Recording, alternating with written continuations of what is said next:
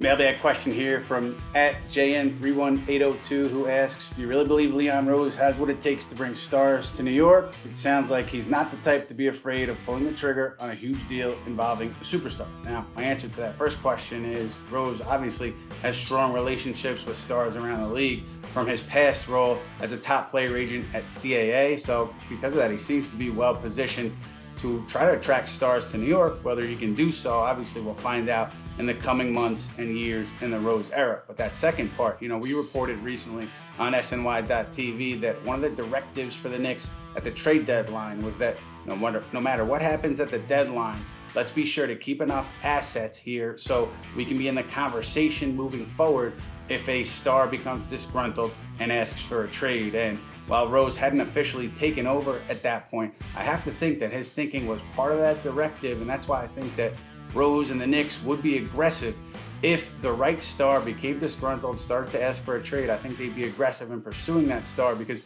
people over there feel like they're so well positioned to be in the conversation with their 7 first-round draft picks over the next 4 years, and with the flexibility regarding cap space. Those are two pretty important tools to have in the toolbox when you get into conversations about trying to trade for a superstar. But obviously, trading for that star and having the tools to trade for that star are two very different things. So I don't think trading for a star is the only avenue the Knicks will be looking at and trying to build out this roster.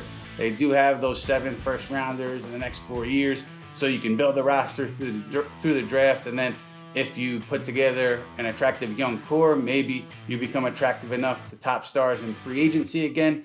But yes, I do think that people at the Knicks feel they're well positioned to be in conversations for a trade for a young star if the situation arises.